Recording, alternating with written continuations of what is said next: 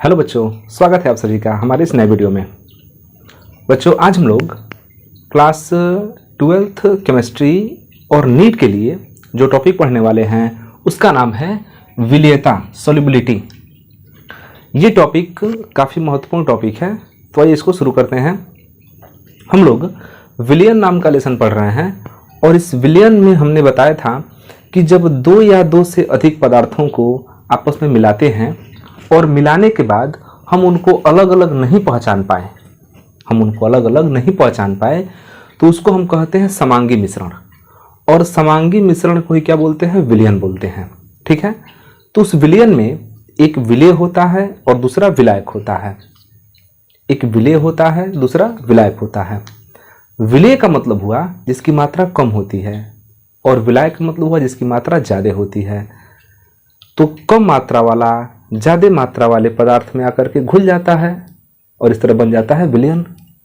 तो मान लीजिए कि हमारे पास एक ग्लास है और ग्लास में एक निश्चित आयतन में पानी रखा हुआ है। ग्लास में एक निश्चित आयतन में क्या रखा हुआ है? पानी। ठीक है, अब उस पानी में हम थोड़ा सा चीनी डाल दिए, चीनी को ऐसे चला दिए, चीनी घुल गया। थोड़ा सा और चीनी डाले, फिर चलाए, फिर घुल गया, मतलब मिला दिए।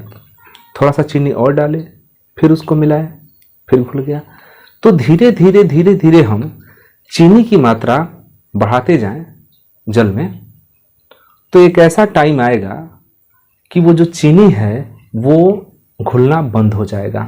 मतलब कि जो हमारा विलायक था, जल था, वो एक निश्चित मात्रा में अधिकतम विलेय को घोल चुका है और अब वो संतृप्त विलयन बन चुका है। ठीक है, अब उससे ज़्यादा अगर हम विलेय उसमें मिलाएंगे तो घुलेगा नहीं, क्योंकि यहाँ पर ताप को निश्चित रखा गया है, दाब को भी निश्चित रखा गया है। ना तो हम ताप में वृद्धि कर रहे हैं और ना ही दाब में वृद्धि कर रहे हैं। तो हम कह सकते हैं कि निश्चित ताप और दाब पर किसी भी विलायक में एक निश्चित मात्रा का विलेय ही घुल सकता है, उससे ज़्यादा नहीं घुल सकता है। बहुत ज़्यादा विलेय डाल देंगे तो घुलेगा नहीं। तो सेम चीज़ है, आप कभी भी शरबत बनाते होंगे तो चीनी डालते होंगे, मिलाते हैं तो चीनी घुल जाता है। लेकिन आप चीनी की मात्रा को बढ़ाते जाएं तो एक टाइम आएगा कि वो घुलना क्या हो जाएगा? बंद हो जाएगा। उस कंडीशन में हम लोग कहते हैं कि विलायक में अधिकतम विलेय क्या है? उपस्थित है। तो यहां से एक चीज तो क्लियर हो जाता है कि प्रत्येक विलायक में अगर उसकी एक निश्चित मात्रा ली जाए तो उस निश्चित मात्रा में निश्चित विलेय ही आ सकता है, उससे ज्यादा विलेय नहीं आएगा। तो विलेयता का मतलब हुआ कि किसी विलायक के 100 ग्राम में जितना अधिकतम विलेय घुल सकता है, किसी विलायक के 100 ग्राम में जितना अधिकतम विलेय घुल सकता है, तो उस विलेय की जो मात्रा है उसी को हम बोलते हैं विलेयता। उसी को क्या बोलते हैं? विलेयता। हमने लिखा यहाँ पर, देख लीजिए। किसी पदार्थ की वह अधिकतम मात्रा, कोई पदार्थ है उसकी वह अधिकतम मात्रा जो निश्चित ताप पर 100 ग्राम विलायक में घुल जाती है, उस पदार्थ की विलेयता कहलाती है। तो किसी निश्चित पदार्थ की वह अधिकतम मात्रा, निश्चित ताप पर किसी पदार्थ की वह अधिकतम मात्रा जो 100 ग्राम विलायक में घुल जाए, उसी मात्रा को हम क्या बोलेंगे? विलेयता बोलेंगे। जैसे 100 ग्राम पानी ले लीजिए, ठीक है, 100 ग्राम पानी ले लीजिए और 100 ग्राम पानी में आप मान लीजिए कि 10 ग्राम चीनी घोले, घुल गया। 11 ग्राम चीनी घोले, 1 ग्राम और चीनी बढ़ाइए, वो भी घुल गया। 1 ग्राम और चीनी बढ़ाए, वो भी घुल गया। 12 ग्राम घुल दिए हैं। लेकिन जैसे ही 13वां ग्राम चीनी डालते हैं वो 1 ग्राम नहीं घुलता है। तो हम कह सकते हैं कि उस 100 ग्राम जो जल लिए हैं उसमें मात्र 12 ग्राम ही चीनी घुल पा रहा है, 13वां ग्राम नहीं घुल पा रहा है। तो 100 ग्राम विलायक में जो 12 ग्राम चीनी घुल गया है वो 12 ग्राम क्या कहलाएगा? उसकी विलेयता कहलाएगा। मतलब हाईएस्ट वो 12 ग्राम ही घुल पाएगा और 12 ग्राम पर वो संतृप्त विलयन बना लेगा। तो वो 12 ग्राम क्या है? 12 ग्राम उसकी विलेयता है। तो किसी भी विलायक के 100 ग्राम में जितना अधिकतम पदार्थ, जितना अधिकतम विलेय घुल सकता है, तो उस पदार्थ की मात्रा को ही हम विलेयता बोलते हैं। ठीक है। इसके बाद हम लोगों को पढ़ना है कि द्रवों में गैसों की विलेयता, या ऐसे कह सकते हैं कि गैसों की द्रव में विलेयता। तो अगला हमारा टॉपिक है गैसों की द्रव में विलेयता। अब ये गैस का द्रव में विलय का क्या चक्कर है, इसको समझिए। द्रव मतलब जिसका आकार और आयतन, आकार तो अनिश्चित हो लेकिन आयतन क्या हो, निश्चित हो। जैसे जल है, जल आपका द्रव हो गया। और द्रव में हम किसी गैस को घोल रहे हैं, ध्यान देना, द्रव में हम किसी गैस को घोल रहे हैं। जैसा कि आप जानते हैं कि द्रव में ऑक्सीजन घुल जाता है, थोड़ा कम घुलता है लेकिन घुल जाता है। द्रव में CO2 भी घुल जाता है, कार्बन डाइऑक्साइड घुल जाता है। CO2 मतलब क्या, कार्बन डाइऑक्साइड घुल जाता है। अब ऑक्सीजन की तुलना में CO2 जो है जल में तेजी से घुलता है, माने इसकी विलेयता ज़्यादा होती है, ठीक है। ऑक्सीजन की विलेयता थोड़ी क्या होती है, कम होती है। इससे ज़्यादा अगर कहें अमोनिया की, तो अमोनिया CO2 से भी तेजी से घुलता है। मतलब कि जल में अगर हम ऑक्सीजन मिलाएं, एक जगह जल में ऑक्सीजन मिलाएं, एक जगह जल में CO2 मिलाएं, एक जगह जल में अमोनिया मिलाएं, तो अमोनिया तेजी से घुलता है। तो कोई गैस द्रव में घुल रहा है, मतलब कि कोई किसी द्रव में गैस की विलेयता को अगर समझना है तो इसके लिए एक शब्द आता है अवशोषण गुणांक। अवशोषण गुणांक, हम अवशोषण गुणांक से समझ सकते हैं कि कितना गैस कितने द्रव में घुल रहा है और घुल करके किस प्रकार का विलयन, संतृप्त विलयन या असंतृप्त विलयन, किस तरह का विलयन बना रहा है। तो हम लोगों को समझना है कि गैसों की द्रवों में विलेयता। तो गैसों की द्रव में विलेयता के लिए हमने यहाँ पर डेफिनेशन लिख दिया है। अब एक बार पढ़िए इसको, फिर हम इसको समझाते हैं कि निश्चित ताप तथा वायुमंडलीय दाब पर, निश्चित ताप तथा वायुमंडलीय दाब पर, ताप भी निश्चित होना चाहिए और वायुमंडलीय दाब भी निश्चित होना चाहिए, ठीक है। तो निश्चित ताप तथा वायुमंडलीय दाब पर किसी विलायक के निश्चित आयतन में, ध्यान देना, विलायक का आयतन क्या होना चाहिए, निश्चित होना चाहिए। किसी विलायक के निश्चित आयतन में घुली हुई गैस के मानक ताप एवं दाब STP, जिसको बोलते हैं स्टैंडर्ड टेम्परेचर प्रेशर, STP पर आयतन को अवशोषण गुणांक कहते हैं। माने कहने का मतलब क्या है कि कोई द्रव विलायक है, उस द्रव विलायक की आप निश्चित आयतन ले लीजिए। जैसे 1 लीटर हमने द्रव विलायक ले लिया, तो उस 1 लीटर निश्चित विलायक में गैस का निश्चित मात्रा ही घुल पाएगा। 1 लीटर अगर मान लीजिए कि हमने जल ले लिया और मान के चलिए कि उसमें हम CO2 घोल रहे हैं, तो ऐसा थोड़ी है कि 1 लीटर जल में हम अनलिमिटेड CO2 घोल देंगे, ऐसा तो है नहीं। 1 लीटर जल में CO2 की निश्चित मात्रा ही घुल पाएगी, उसका एक लिमिट है कितना घुलेगा उसमें। तो किसी द्रव के निश्चित आयतन में, जैसे 1 लीटर मान लीजिए, किसी द्रव के निश्चित आयतन में जितना आयतन गैस घुल जाए, किसी विलायक के या किसी द्रव के निश्चित आयतन में जितना आयतन गैस घुल जाता है, तो जो गैस का आयतन है, जो मात्रा है, उसको हम बोलते हैं अवशोषण गुणांक। अवशोषण गुणांक, वही चीज़ यहाँ पर कहा जा रहा है कि निश्चित ताप पर, निश्चित ताप तथा वायुमंडलीय दाब पर किसी विलायक के निश्चित आयतन में घुली हुई गैस के मानक ताप एवं दाब पर आयतन को अवशोषण गुणांक कहते हैं। जैसे अवशोषण गुणांक का सीधा सीधा अर्थ यही है कि हम विलायक का निश्चित आयतन लें और उसमें जितना निश्चित आयतन गैस घुल जाएगा, तो उस गैस का जो मात्रा है, गैस का जो आयतन है, वो आयतन ही क्या कहलाता है, अवशोषण गुणांक कहलाता है। तो अवशोषण गुणांक अगर ज़्यादा है तो इसका मतलब यही होता है कि वो द्रव में ज़्यादा घुलेगा, द्रव में तेजी से घुलेगा। अगर अवशोषण गुणांक कम है तो इसका मतलब ये होता है कि वो गैस द्रव में कम घुलेगा, और किसी गैस का अवशोषण गुणांक ज़्यादा है मतलब वो जो गैस है वो द्रव में ज़्यादा घुलेगा। तो हमने यहाँ पर लिखा हुआ है कि अवशोषण गुणांक बढ़ने पर गैसों की विलेयता बढ़ जाती है। बिल्कुल, जो गैस घुल रहा है द्रव में उसी की मात्रा को तो हम बोलते हैं अवशोषण गुणांक। तो अवशोषण गुणांक ज़्यादा है मतलब ज़्यादा गैस घुल रहा है, अधिक मात्रा में गैस घुल रहा है। यहाँ पर हमने 20 डिग्री सेल्सियस, ध्यान दीजिएगा, यहाँ हमने 20 डिग्री सेल्सियस पर, हम आपको पहले ही बता दें कि यहाँ हमने 20 डिग्री सेल्सियस पर कुछ गैस के विलेयता को हमने यहाँ पर लिखा है। जैसे हीलियम की विलेयता होती है 0.009, ठीक है।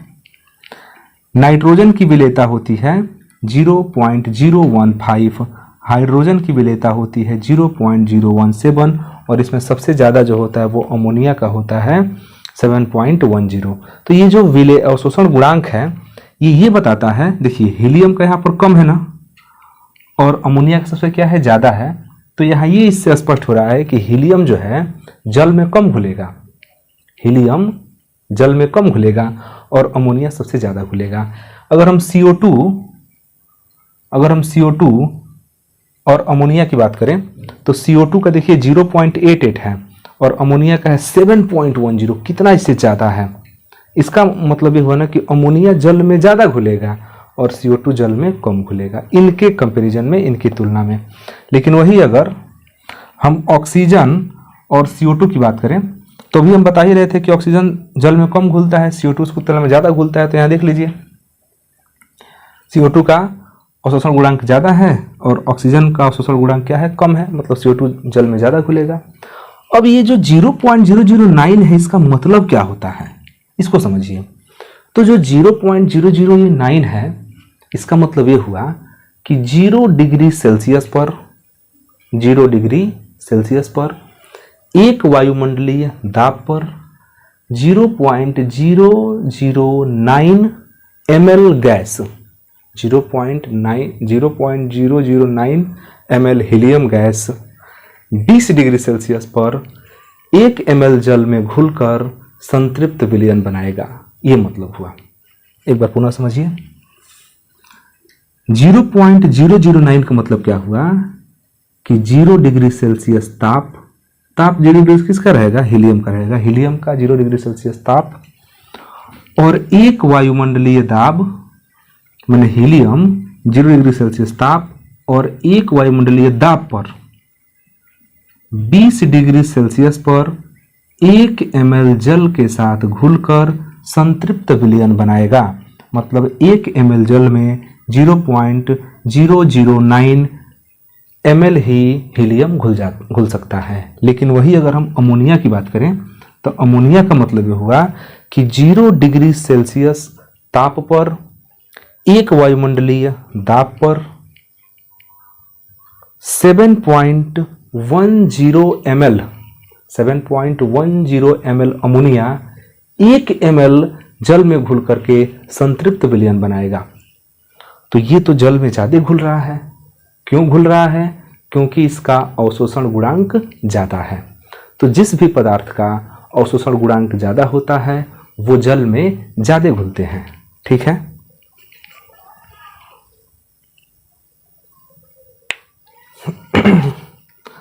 एक बार आपको पुनः बता दें कि इस HCl 4.42 का मतलब हुआ कि 0 डिग्री सेल्सियस पर HCl एक वायुमंडलीय दाब पर, तो 0 डिग्री सेल्सियस ताप एक वायुमंडलीय दाब पर जो HCl है उसका 4.42 ml 20 डिग्री सेल्सियस पर 1 ml जल में, 20 डिग्री सेल्सियस पर 1 ml जल में सोचिए 4.42 ml घुल जा रहा है। यह 1 ml जल में 7.10 ml घुल रहा है। तो ये सबसे ज़्यादा घुल रहा है ना इनकी तुलना में। क्यों घुल रहा है? क्योंकि इसका अवशोषण गुणांक क्या है? ज़्यादा है। या हम कह सकते हैं कि ज़्यादा घुल रहा है तो अवशोषण गुणांक क्या है? ज़्यादा है। तो कुल मिला के जब कोई गैस द्रव में घुलता है तो उसका जो पूरा जो व्याख्या है वो मात्र एक शब्द अवशोषण गुणांक से होता है। तो किसी भी गैस के निश्चित आयतन में STP पर अगर कोई किसी भी द्रव के निश्चित आयतन में STP पर अगर कोई गैस घुल रहा है तो निश्चित आयतन में जितना गैस घुल जाएगा तो उस गैस का जो मात्रा होगा, आयतन होगा, वही उसका क्या होगा, अवशोषण गुणांक होगा। तो हमने यहाँ पर कुछ लिख दिया है अवशोषण गुणांक, आप चाहें तो इसका स्क्रीनशॉट ले सकते हैं। ठीक है, और अब हम समझते हैं कि अवशोषण गुणांक को प्रभावित करने वाले कौन कौन से कारक। अब हम समझते हैं कि गैसों की द्रव में विलेयता को प्रभावित करने वाले कौन कौन से कारक हैं। अभी हमने देखा कि जो गैस है वो द्रव में क्या हो रहा है, घुल रहा है। हम लोगों ने अवशोषण गुणांक देखा। अब जब ये गैस द्रव में घुलेंगे, जब ये गैस द्रव में घुलेंगे तो इनकी विलेयता को प्रभावित करने वाले कुछ कारक हैं। आखिर ये विलेयता को किस प्रकार प्रभावित करते हैं और ये विलेयता कब कब प्रभावित होती है, इसको समझिए। तो गैसों की द्रव में विलेयता को प्रभावित करने वाले कारक, जो सबसे पहला कारक है वो है गैसों की प्रकृति। जो सबसे पहला कारक है वो है गैसों की प्रकृति। तो हम यहाँ पर एक गैस लेते हैं NH3 और इसको समझने का प्रयास करते हैं। NH3 को जब जल में घोलेंगे, NH3 को जब जल में घोलेंगे तो होता क्या है कि यहाँ से एक हाइड्रोजन यहाँ शिफ्ट होता है, NH4 प्लस बनाता है, और यहाँ से एक H निकल गया तो OH बचा, ते बना दिया OH माइनस। मतलब कि जो आपका अमोनिया है, अमोनिया जो जब जल में घुलता है तो सबसे पहले वो बनाता है NaOH, सॉरी NH4OH, ये बनाता है अमोनियम हाइड्रोक्साइड। इस अमोनियम हाइड्रोक्साइड में वास्तव में देखा जाए तो NH4 इसमें पॉजिटिव होता है और OH कैसा होता है, नेगेटिव होता है। मतलब कि जो आपका गैस था वो द्रव में घुल करके एक नया यौगिक तो बनाया, लेकिन वो नया यौगिक जो है आयनित हो जा रहा है। जो नया यौगिक बन रहा है वो क्या हो जा रहा है, आयनित हो जा रहा है। यहाँ पर जो गैस है वो द्रव में घुल करके आयनित हो जा रहा है। नया यौगिक तो बन रहा है लेकिन वो आयनित हो जा रहा है। तो जो गैस द्रव में घुल करके आयनित हो जाते हैं वो ज़्यादा मात्रा में घुलते हैं। जो गैस द्रव में घुल करके आयनित होते हैं ना, वो ज़्यादा मात्रा में घुलते हैं, और जो गैस द्रव में घुल करके आयनित नहीं होते हैं वो कम मात्रा में घुलते हैं। जैसे ऑक्सीजन है, ऑक्सीजन जब जल में घुलता है तो वो आयनित नहीं होता है, इसीलिए वो कम घुलता है। लेकिन अमोनिया जल के साथ घुल करके NH4OH बनाया और इसमें NH4 प्लस OH माइनस होता है। इसका मतलब ये है कि जो अमोनिया है वो जल में तेजी से घुलता है।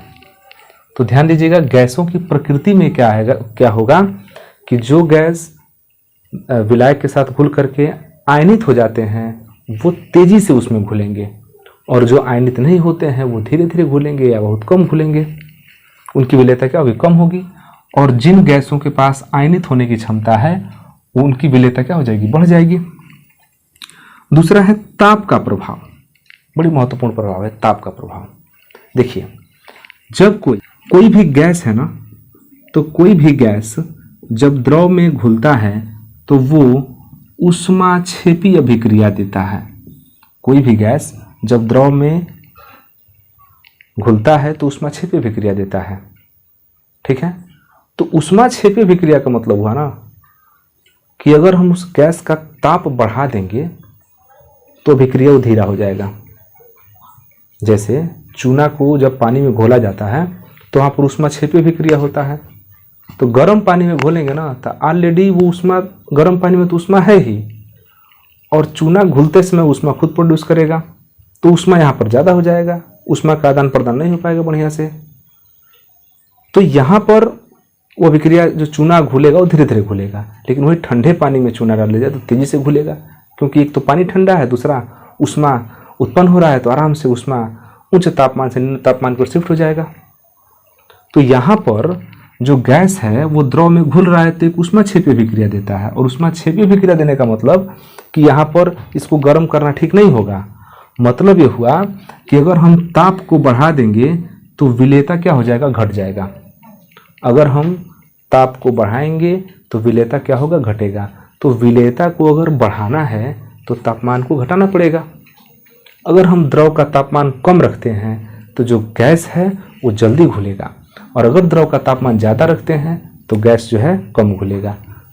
तो ये बहुत महत्वपूर्ण फैक्टर है ताप का प्रभाव। एक बार पुनः समझ लीजिए, किसी भी गैस को जब द्रव में घोलते हैं तो तापमान कम होना चाहिए। तापमान बढ़ा देंगे तो विलेयता क्या हो जाएगा, घट जाएगा, और तापमान घटा देंगे तो विलेयता क्या हो जाएगा, बढ़ जाएगा। ठीक है। तीसरा है विलायक में अन्य पदार्थों की उपस्थिति। विलायक में अन्य पदार्थों की उपस्थिति का मतलब होता है कि जैसे जल में कोई अन्य पदार्थ उपस्थित है या किसी भी विलायक में कोई अन्य पदार्थ उपस्थित है, तो उस कंडीशन में अगर आप गैस को घोलेंगे तो उसकी विलेयता क्या हो जाएगी, घट जाएगी।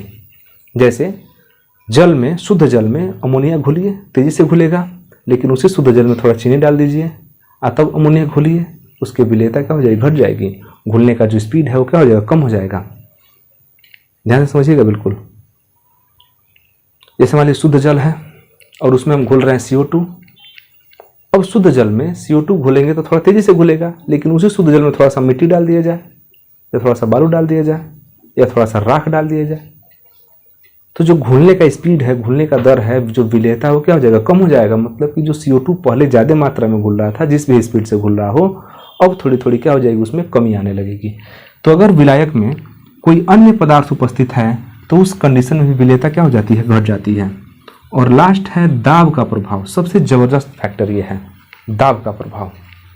अगर हम किसी द्रव में गैस को घोल रहे हैं और घोलते घोलते उसके दाब को बढ़ा दिए, घोलते घोलते उसके दाब को बढ़ा दिए, तो जो गैस घुल रहा है ना, बड़ी तेज़ी से घुलने लगता है, विलेयता क्या हो जाती है, बढ़ जाती है।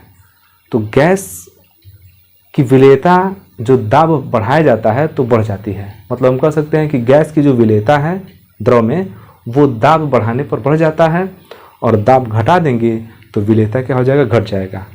इसको सबसे पहले हेनरी नामक वैज्ञानिक ने इसको डिफाइन किया था। हेनरी नामक वैज्ञानिक ने, और हेनरी नामक वैज्ञानिक ने कहा था कि जो विलायक होता है ना, जो विलेयता होता है, जो विलेयता वो दाब के समानुपाती होता है। विलेयता कैसा होता है, तो दाब के समानुपाती होता है। ठीक है। मतलब दाब बढ़ा देंगे तो विलेयता क्या हो जाएगा, बढ़ जाएगा। तो जो विलेयता होता है वो दाब के समानुपाती होता है। इसको सबसे पहले हेनरी ने बताया था, इसलिए इसको हम हेनरी का नियम भी कहते हैं। तो आइए अब हेनरी के नियम को भी इसी तरह से समझ लेते हैं। तो अब समझते हैं हेनरी का नियम।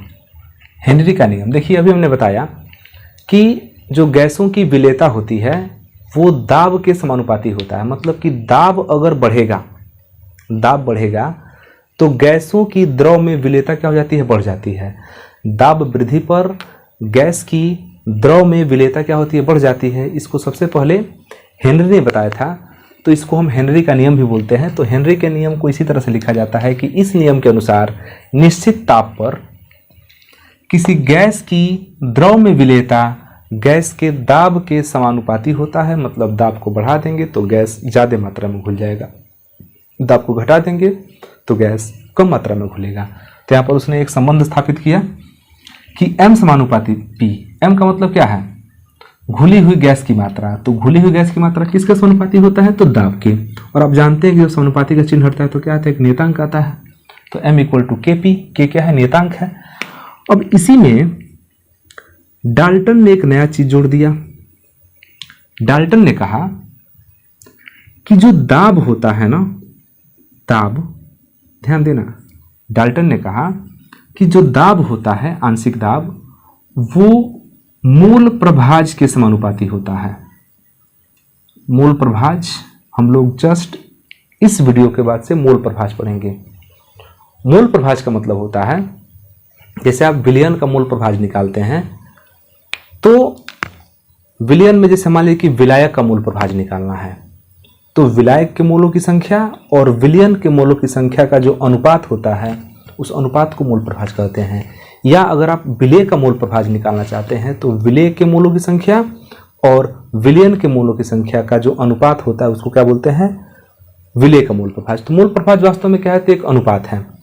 तो मूल प्रभाज के समानुपाती कौन होता है, दाब। और दाब के समानुपाती कौन होता है, तो दाब के समानुपाती होता है विलेयता। ध्यान देना यहां पर। इसका मतलब कि अगर मूल प्रभाज भी बढ़ेगा, मूल प्रभाज जब बढ़ेगा तो दाब बढ़ेगा, दाब बढ़ेगा तो विलेयता बढ़ेगा। तो हेनरी ने कहा था कि जो विलेयता होती है वो दाब के समानुपाती होता है, और डाल्टन ने कहा कि जो दाब होता है वो मूल प्रभाज के समानुपाती होता है। तो मूल प्रभाज बढ़ेगा तो दाब बढ़ेगा, दाब बढ़ेगा तो विलेयता बढ़ेगा। इनडायरेक्टली हम ये कह सकते हैं कि जो विलेयता होता है ना वो मूल प्रभाज के समानुपाती होता है। मतलब मूल प्रभाज बढ़ा देंगे तो विलेयता क्या हो जाएगा, बढ़ जाएगा। और इसी पर डाल्टन ने एक सिद्धांत दिया, कहा कि P जो है समानुपाती है, दाब किसके समानुपाती है, मूल प्रभाज के। मूल प्रभाज को बिगड़े हुए x से दिखाते हैं। किसका, बिगड़े हुए x। तो जो दाब होता है वो मूल प्रभाज के समानुपाती होता है। तो जब मूल प्रभाज के समानुपाती होता है और समानुपाती का चिन्ह हटता है तो एक नियतांक आता है, नियतांक आता है KH। H मतलब यहाँ पर हेनरी नियतांक है KH, और ये बिगड़ा हुआ आपका क्या हो गया, x हो गया। अगर हम हेनरी नियतांक KH का मान निकालें तो P बटा बिगड़ा हुआ x। ठीक है, ये हेनरी नियतांक है। अगर हम हेनरी नियतांक प्राप्त करना चाहें तो इसके लिए हम P और इस x में एक ग्राफ खींच सकते हैं, बिगड़े हुए x में ग्राफ खींच सकते हैं। तो जो ग्राफ होता है ना, ध्यान दीजिएगा, जो ग्राफ होता है वो एकदम सीधा जाता है। सीधा का जाने का मतलब समझ रहे हैं, इधर आपका बिगड़ा हुआ x है और इधर आपका क्या है, दाब है। x एक्सिस पर मूल प्रभाज है और y एक्सिस पर क्या है, दाब है। इसका मतलब ये हुआ कि अगर हम इसके मूल प्रभाज को बढ़ाते हैं तो इसका दाब भी क्या होगा, बढ़ेगा।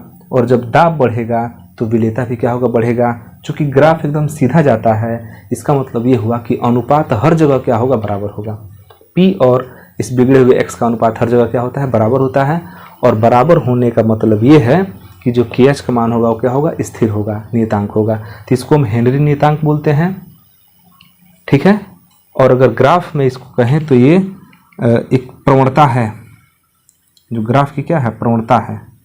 तो ग्राफ का जो ढाल है ना, ढाल को ही प्रवणता बोलते हैं, और जो प्रवणता होता है वो किसको दिखाता है, हेनरी नियतांक को दर्शाता है। तो हेनरी नियतांक क्या है, तो दाब और मूल प्रभाज का अनुपात है। दाब और मूल प्रभाज का जो अनुपात होता है उसे क्या बोलते हैं, हेनरी नियतांक बोलते हैं। और हेनरी का नियम क्या है, तो हेनरी का नियम यही है कि निश्चित ताप पर किसी गैस में द्रव की विलेयता गैस के दाब के समानुपाती होता है। मतलब कि अगर दाब को बढ़ा देंगे तो विलेयता क्या हो जाएगा, बढ़ जाएगा, और दाब को घटा देंगे तो विलेयता क्या हो जाएगा, घट जाएगा। इसमें कुछ हेनरी के नियम की सीमाएं भी हैं, लिमिटेशन है कि हेनरी का नियम क्या होता है। हेनरी का नियम की लिमिटेशन क्या है, तो हेनरी के नियम में लिमिटेशन ये है कि दाब बहुत अधिक नहीं होना चाहिए। दाब बहुत अधिक नहीं होना चाहिए। ऐसा नहीं कि दाब बढ़ाने से विलेयता बढ़ती है तो खूब हुमच के दाब बढ़ा दीजिए। दाब बढ़ाने से विलेयता बढ़ेगी, ठीक है, लेकिन दाब बहुत ज़्यादा नहीं होना चाहिए। दूसरा चीज़, विलेय की मात्रा बहुत अधिक नहीं होनी चाहिए। जो विलयन होना चाहिए वो थोड़ा तनु हो तो बढ़िया रहेगा।